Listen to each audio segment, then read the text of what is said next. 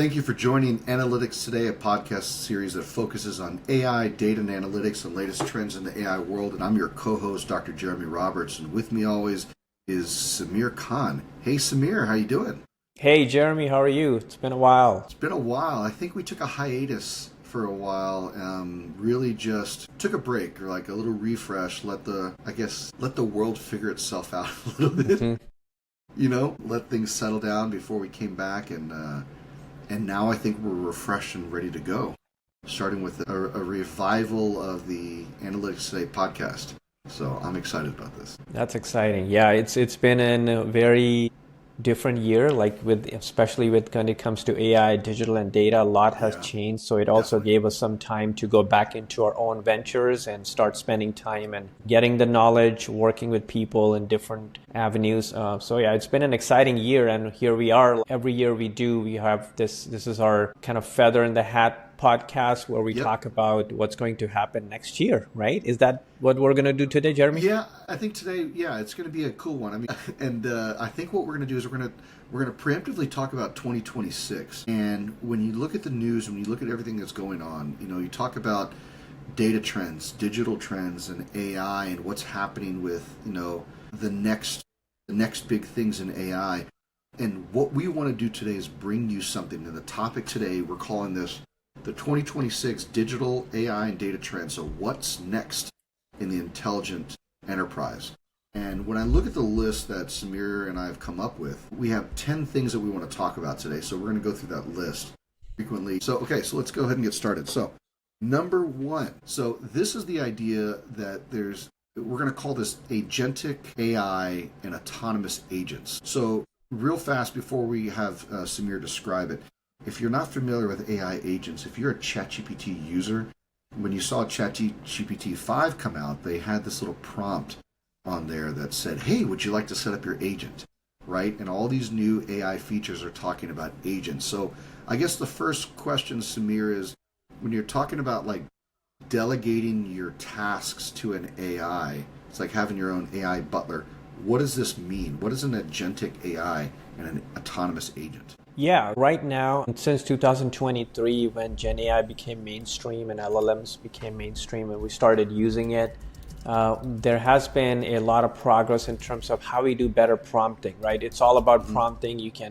There are a lot of people selling prompts. People talk about prompts all the time.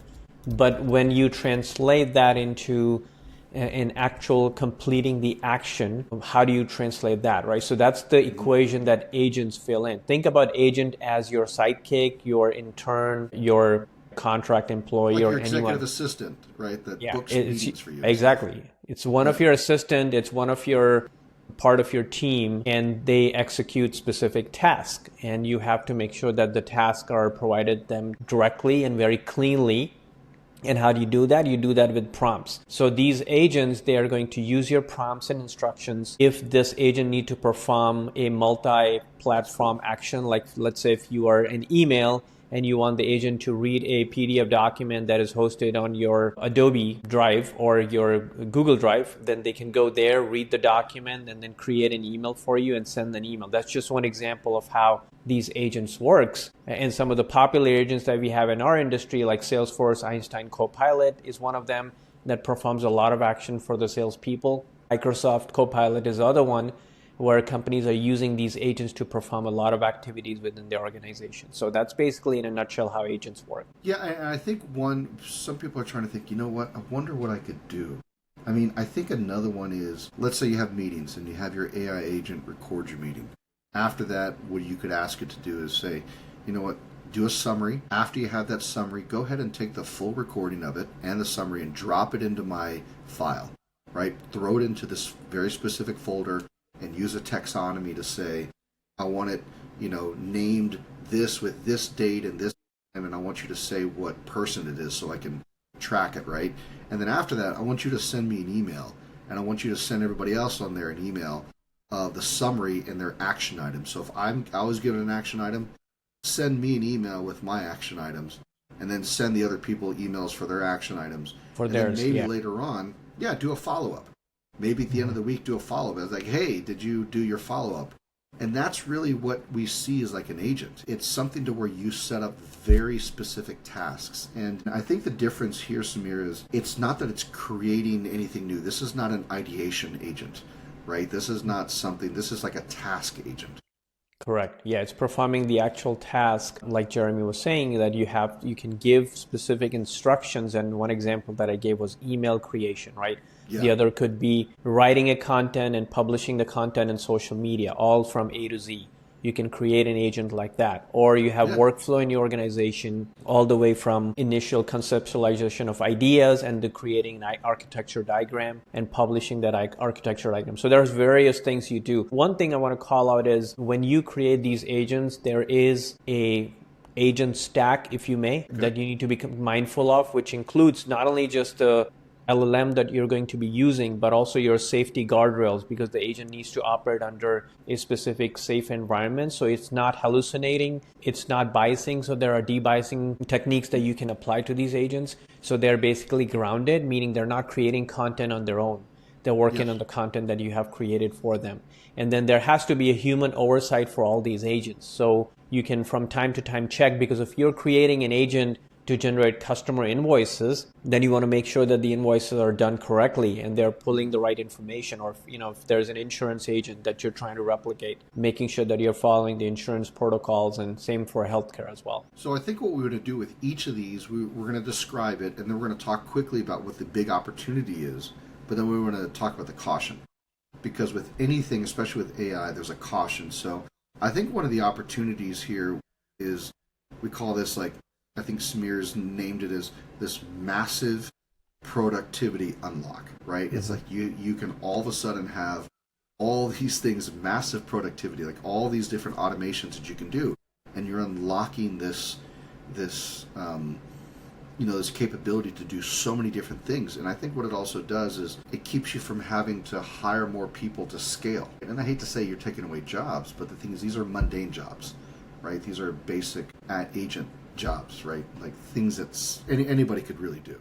Yeah, and talking about job security, I know people are worried, and we do see in the news, and it's a reality. Let's be honest, like the companies they may not be letting people go because of AI, but AI is becoming a reason also. So how do you protect your job? One of the ways for you to protect your job is, if you think about it, the people who are going to retain their jobs are going to be the ones that are going to start using the agents versus the people that are not using the AI and agents, right? That's the difference mainly. Go get trained.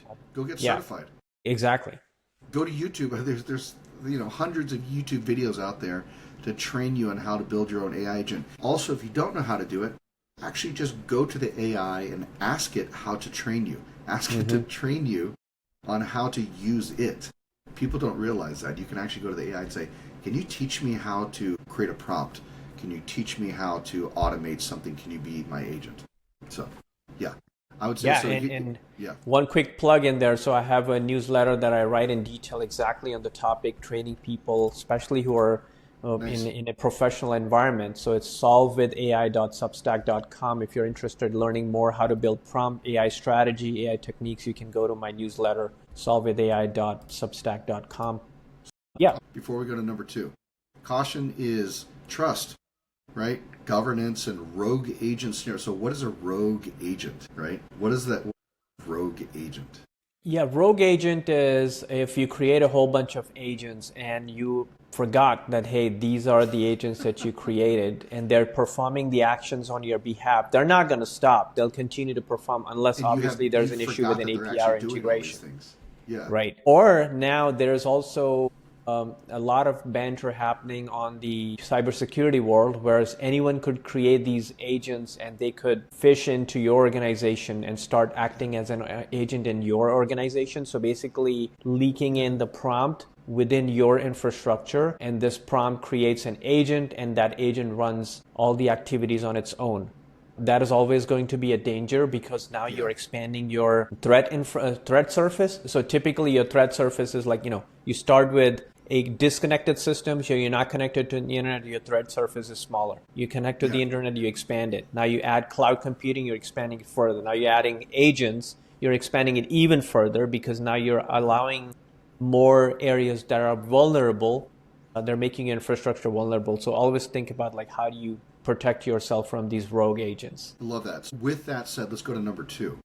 So right, number 1 was the agentic AI and autonomous agents. So number 2 is multimodal and domain specific AI. And when you think about that, it's AI that sees, hears, and speaks and understands specialized fields.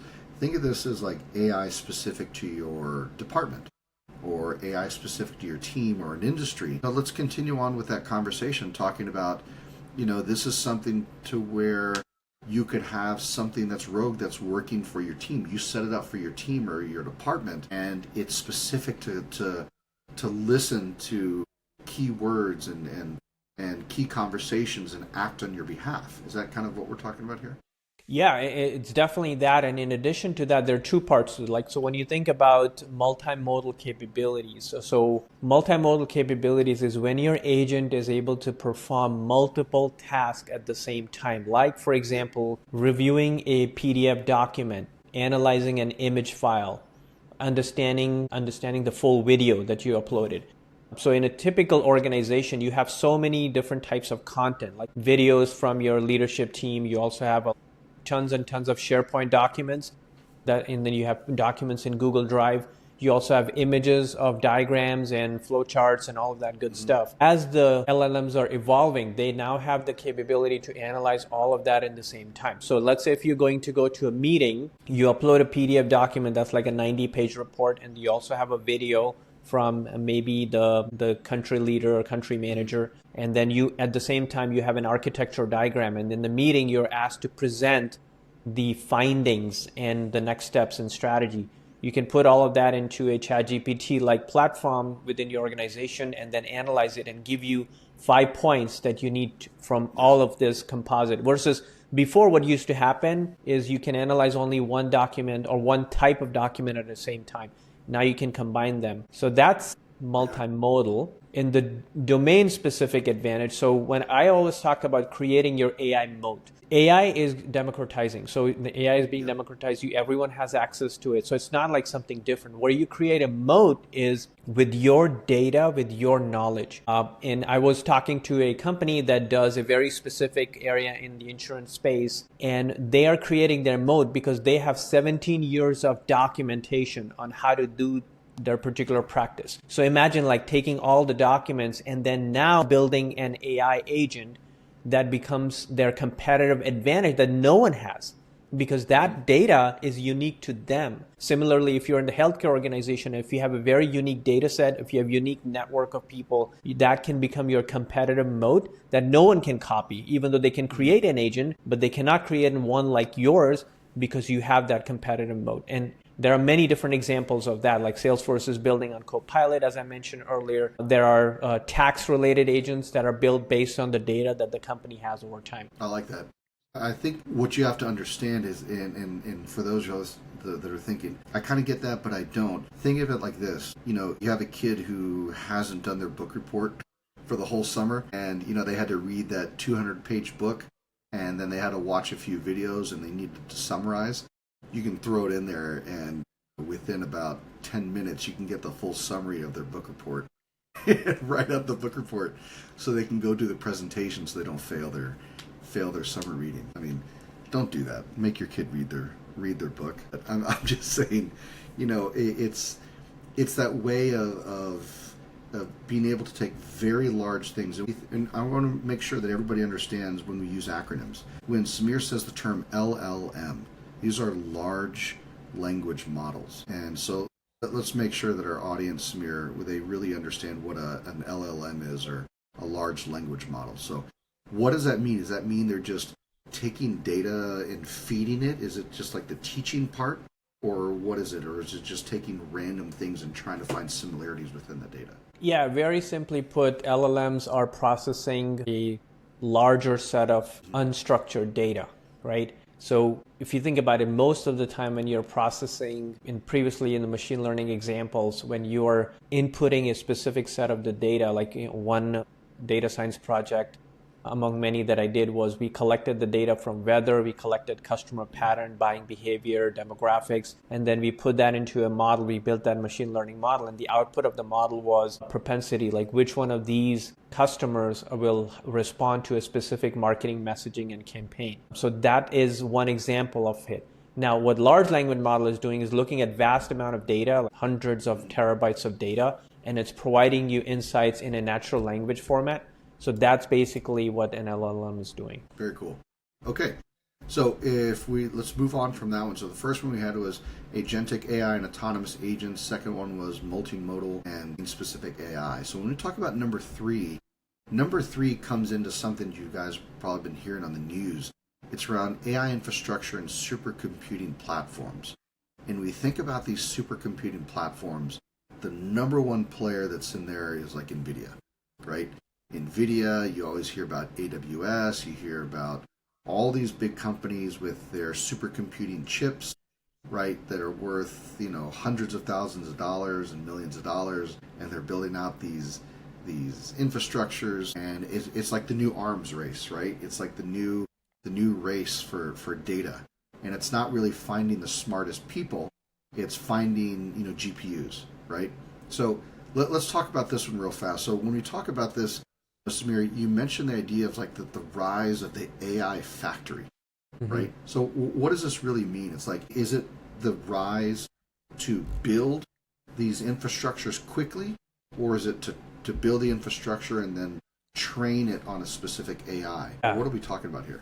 Yeah, that's a good point. And when I think about where we are in the AI race right now, right, I always think about the time when there was this gold rush in California. A lot of people went there to mine gold. And the people that were mining gold are in today's world, we think about the people that are using AI to become more and more productive. But the people that made most money, like Levi Jeans is one example, where they were selling jeans to these miners and they became a multi-billion corporation today, right? So if I translate it today, NVIDIA, AWS, and Google's, they're providing the end-to-end infrastructure, the whole value chain on how you mine the gold of AI. So that's why NVIDIA is, I heard the news yesterday, they became a $5 trillion, world's first $5 trillion organization, because they're giving you the tools, the infrastructure, the compute power, the software solution, everything that you need to build and launch your AI products and AI solutions. So that's how, if you translate it, why we're talking about it's important. You're going to start to see more and more. And why it matters and it's important is because twofold. Like one is when you're building your AI ecosystem, you need to choose the right infrastructure provider. Yes. And also second is you need to have the right type of compute to scale. And a lot of examples, right? So if you're like Tesla is one example, they built their own compute, they built their own giga centers, and now they're building massive data centers, where these data centers are going to play a significant role. But at the same time, where if you're building your AI infrastructure, you need to take care of your software, your compute power, your execution, and how quickly you want to go. The speed is going to be very important. So that's why the supercomputing AI platforms are going to be critical for you to be working with, like NVIDIA and others. Yeah, but it's also the ability to continue to innovate and to, the ability to constantly improve your stack, right? And so, you bring up this idea that we've talked about earlier, is like, how do you future-proof, or how future-proof is your AI stack? And do you have vendor lock-in, right? Are you building out an old infrastructure that cannot change and innovate with the times, right? Are you building something that's not that's vendor agnostic or not, right? And so it's one of those to where when you lock in and you're trying to grow and you have these new innovations that are coming in, one, you have to have the power to run it, but two, are you building the right infrastructure that can scale with the needs of your business? So you don't have that vendor lock-in. I mean, you and I both were part of work for companies to where that's what we sold against, right? Right. We try to sell them. It's like, hey, you should buy our product because you don't have vendor lock-in. It's an open garden environment rather than a closed garden. So. Yeah, cool exactly. Stuff. That's a very good point. Yeah. Okay, cool. So let's go to number 4. So number 4 is this concept of autonomous data ecosystems. So It's this concept called self-healing or real time. This might be a little bit confusing to certain people. So, Samir, I think we should probably go into detail here, talking about these pipelines, right? These data pipelines that are self-monitoring. And supposedly what they do is they monitor and they have to fix themselves. They can actually repair themselves. How does that even work? Yeah, that's a great question. And now that we have the ability to apply autonomy on various parts of what we do, right, our personal lives as well as our business lives, you could potentially build agents, and I'm quote unquote agents because we're talking about data right now. So when you're operating a data, let's say for one or the other reason, your dashboard is reporting incorrect data, or there is an issue that happens in your data pipeline, something happened and the data operations got impacted because the API is not working any longer, your integration is broken. So you build these autonomous solutions that will self-identify that, hey, there is a problem with your integration with, let's say if you're using HubSpot, I'm going to take an example, and your data that's coming to the HubSpot is coming from your ERP solution. And that integration is impacted and the data is not showing up correctly in your HubSpot dashboard. So these data operations tool will allow you to automatically identify it and in many cases resolve it by correcting the code. Maybe there's a code error that was causing this issue for the data to not reflect correctly. So it's going to fix that. So then you start pulling the right data and reflecting in your dashboard. And there are many different examples that can come to my mind, like Snowflake has something called as auto operations, auto ops. And Netflix has their self-repairing data pipelines. So companies are starting to use more and more of these automations. So then that can automatically detect the data anomaly and get it fixed. Yeah, so I think one of the opportunities here is it's like this zero-touch data reliability, right? It's like you have this reliability on the data and the input that's coming in, and you're creating these parameters around what success looks like and what success doesn't look like. And I think that's what's important here. Correct. Is that when you're creating these ecosystems, these data ecosystems, you have to train it to show you exactly what you want to see. But you also have to do the reverse and say, I want to train it on what I don't want to see, right? If I see an anomaly, if I see something that's really far out, is that just an anomaly of data and something that should be an alert? Or is that a trend that's showing that there's false inputs or false data inputs, right? Is something coming in that needs to be repaired? And what you have to caution yourself for is, you know what, I think, when Samir and I were putting together the notes, it was this concept of, he calls this hidden bias or silent pipeline drift, right? To where your data slowly drifts in a certain direction, and all of a sudden you start to see, well, this is a really weird trend that I started to notice in my data. Well, maybe it's because your data is self-repairing itself and moving along a drift into something that it shouldn't be because you mistakenly did not train it on its guidelines. You did not train it on its framework or rails. And so it's basically repairing itself in the wrong way. Yeah, and it's important to note, and here we are talking about 2026 trends, right? So what is going to happen in 2026? This area is going to expand and explode. More and more companies are going to use data operations and auto data operations solutions. So you have to be if you're in the leading edge, you may want to venture into and start looking at, hey, when was the last time we did the manual data pipeline fix? Is it time for us to consider auto operations for data and pipeline fixes in 2026? So that is an important for a lot of companies are going to be starting to do that, and that's what we're kind of predicting here. Nice, cool. So let's go into number 5. So number 5 is this concept around, it's called sovereign AI, data trust, and digital provenance. Think of it like this like geopolitical aspect of data, right? Talking about who is regulating it, who is training it, who owns it. And if you think about this, where did this first start? Do you remember when the GDPR stuff and all the data compliance, all that happened, and then the US had their data compliance, and all of a sudden Europe blew it up and said, no, we're doing our own data compliance, right? That's when this all first started. It's like, who is regulating the data? Who is regulating? Who is in control? Like, what are consumers allowed to see? What kind of data is allowed to be there? And you should have control of your data.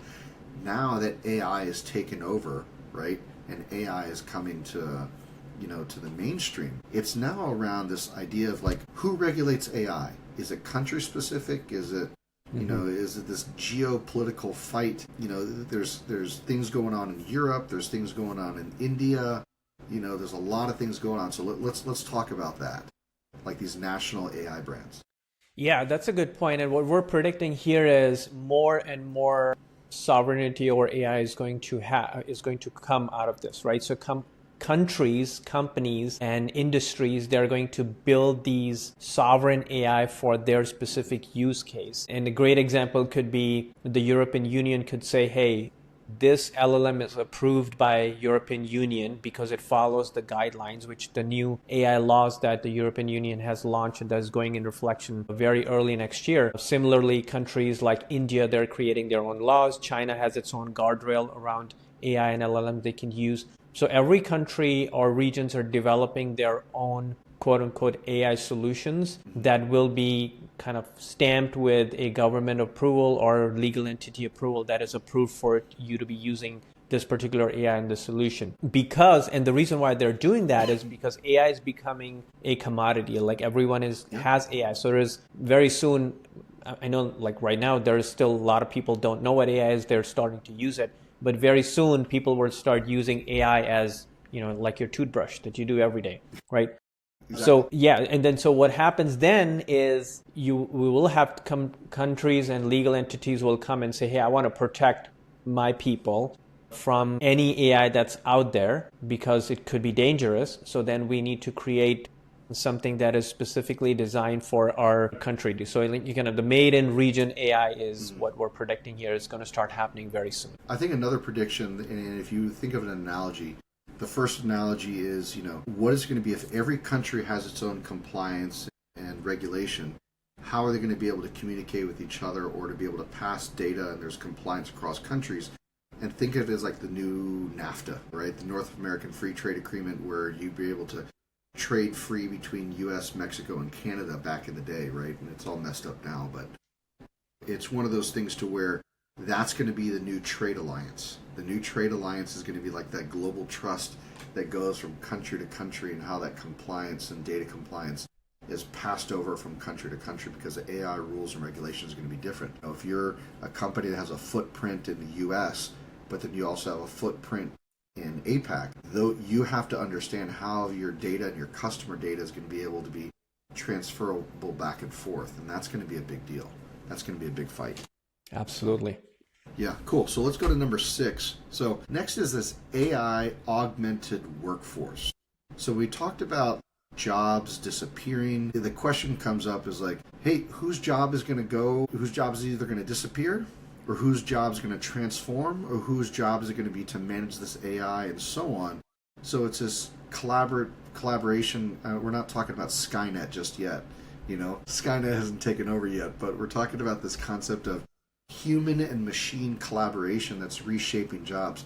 I'm not going to say it's for every industry, but a lot of mainstream industries and a lot of large companies are having to deal with this. And let's talk about some examples about how AI is really, let's maybe talk about 2 things. One, where it's a detriment to certain workforces, but 2, how it's complementing certain workforces and making them more efficient and better.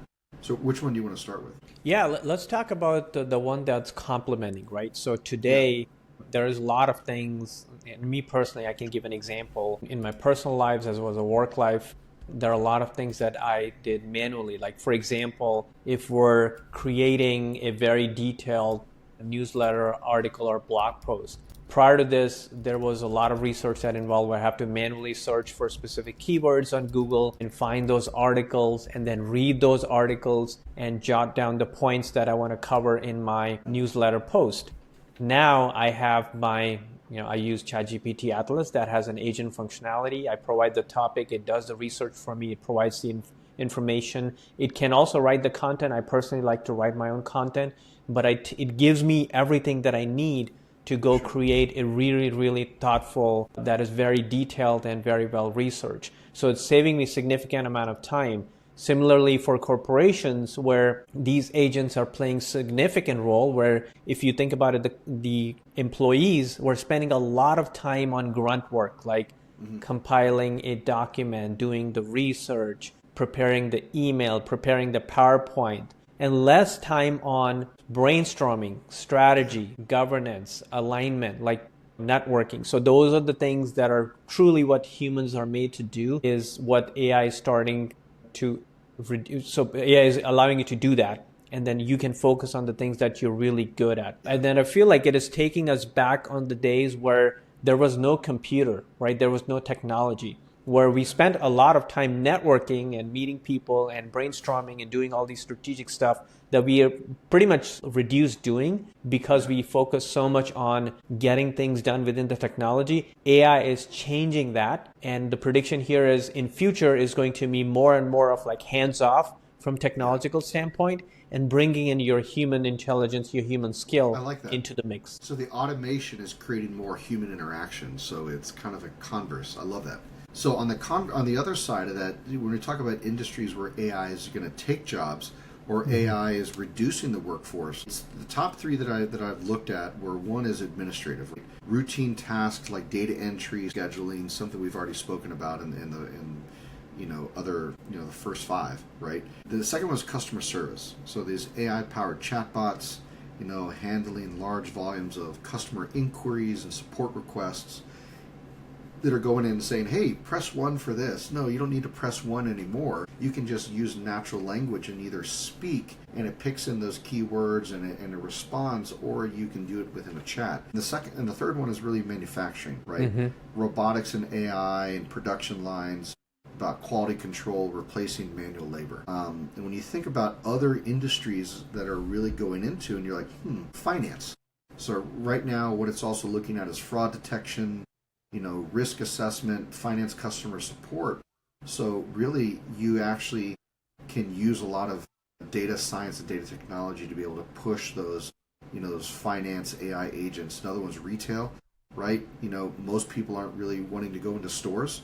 They'd rather just say, hey, I'm just going to have ordered online, and it's all completely automated by an AI. And then when you get into it, the next thing is like media and journalism. Humans really aren't writing things anymore. It's really, a AI journalist. So it's pretty funny stuff. So let's quickly go into number 7. Yeah. So number 7 is the preemptive cybersecurity and AI risk management. So when you think about this, like security that predicts and neutralizes threats before they strike. So AI fraud detection and banking apps, we were just talking about that. Yeah, exactly. And in my thought process, there are many different tools, many different ways you can think about how you can apply the AI defense systems. As we mature and our surface of threat, surface of attack increases, as I was talking about earlier, your cybersecurity needs to start improving as well, because these bad actors, these hackers, not the good hackers, but the bad actors, they're performing large-scale attacks. And you can see, like, sometimes they can target security infrastructure in a government building. Sometimes they can target schools. They can target anything that they want, because now they have exposure to that. So how are you building those capabilities so you're protecting your AI infrastructure from these types of attacks? Because now they can create, as I was mentioning, they can potentially create an agent that can be infiltrating into your organization and managing everything for you without you even knowing that. So building that security infrastructure, building your SOC organization is going to be crucial. That is not something that, at least to a greater degree, you're going to fully automate, right? You definitely need your SOC team, your SOC analysts. Of course, they're using AI tools to automatically identify these risks and neutralize the risk. But there has to be a dedicated team of experts that specialize in this area that will be supporting either directly in your organization, or you're using a contracting organization to help you with your AI security infrastructure. And that actually leads us into number 8. But before that, I'm going to use a quote that Samir has, told me before. He's going to ask you, do you have AI that's defending your AI? Right. Is your AI defending your AI yet, right? Cool. So number 8 is this concept around like ethical AI and data and digital trust, right? It's all about this transparency. It's the accountability and the fairness around ethics and AI, right? And so, I think one of the examples, and I'm wearing my IBM Think, sweatshirt today. but it's IBM's AI governance toolkit, right? So, a lot of these companies are basically saying, yes, we want you to push AI, but hold on, there's this toolkit that you need to use, there's this governance that you need to follow. You need to make sure that you have accountability to your AI. So let's and there are three main things that Jeremy called out that I want to explain a little bit further, right? So transparency, accountability, and for fairness. What is transparency? Transparency is to understand how the AI is making decisions. Is it making decisions on its own, or you can truly understand what led to a specific decision? So understanding how these models work, ultimately leading you to decision. That's number one. Accountability is you are able to identify who in the organization is working in AI and what are the types of mechanism they're implementing for the AI to held accountable and provide you the right type of information. And third is fairness, which is a big topic, and it kind of goes very much aligned with the AI ethics and debiasing.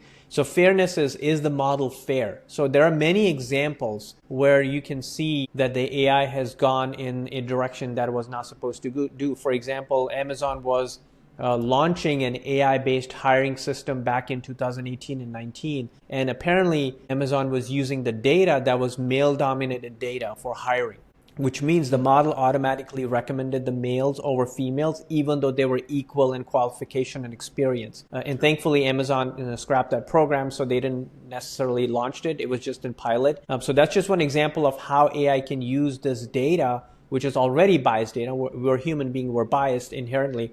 So this biases can reflect now in your models. So that's the reason why these models are also going to think like the way your data is prepared.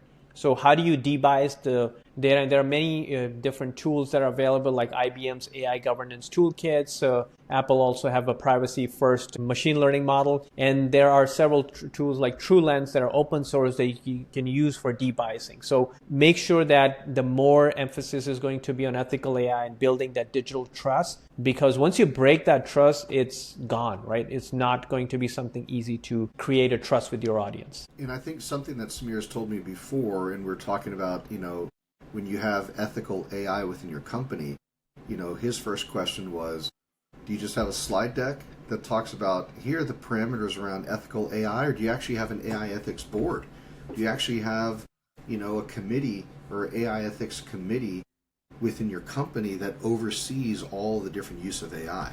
And that's a huge difference. Just putting it on paper and pushing out the PowerPoint so everybody sees it and gives it a thumbs up to say they read it is different from having a review board. So that's, be wary of that. So number 9. So edge IoT, remember IoT means Internet of Things, and then physical AI. So it's this concept of intelligence moves off of the cloud, but this AI is really being pushed into everything into your everyday life. Cars, factories, devices. I mean, if you think about it, everything that you touch in your daily life is AI driven now. Everything. You can't go a moment within your day without touching something with AI, I would say. Yeah, that's a great point. And then from it, and if you think about what Jeremy was saying, right, there are many different facets to it. One is being able to have massive amount of data processed in the data center, and this like the big large language model AI that are working in the cloud. Then you have your edge compute where you need AI right now within your home. Let's say you're a refrigerator. You don't want your refrigerator to be connected to the cloud, but you still want to have the AI capabilities, and that's where the edge compute is going to come in, and it's going to allow you to process that AI LLM within your environment without touching any of the cloud services and give you what you need. Similarly for cars, like if you have a car that is driven autonomously, then that car will have edge compute that is making a lot of decisions, like, is it the signal light is red or someone is crossing the road, and if the lane is closed, or making all these decisions in real time. That requires edge computing. The physical AI is when we get into the robots, right? So we keep hearing this, like, I was watching this video yesterday about a robot called Neo that's going to be coming in next year for like $500 a month, right? And then we have Optimus coming in from Tesla. All of this is going to impact our daily lives. Eventually, they're going to become relatively cheaper, so everyone may want to have a robot, even if they don't have a car, because it's going to be a lot cheaper. So how do you connect the dots between these edge computing, these IoT devices, and physical AI as companies are moving and individuals are also moving very fast in the world? You can get it for much, much cheaper and faster. Exactly. And so let's quickly go into number 10, and this is the last one that we have. And we've been talking about generative AI for a while now, right? Generative AI has been peaking for the last few years. So I think it's become mainstream now, but where AI comes into place with this new, the growth is generative AI at scale. So there's this battle, right? And a lot of times when you have generative AI, and Samir brought this up, in a conversation, and we want to talk about it today, but it's personalization versus authenticity. Mm-hmm. And you get to the point to where all of a sudden, you're doing all these things with generative AI at scale, and it's no longer authentic to you and your brand. You're now beholden to whatever the AI brand or the brand that the AI has created for you. So now you are something else, are beholden to the brand that's been built for you rather than it being personalized to you. And it's no longer you.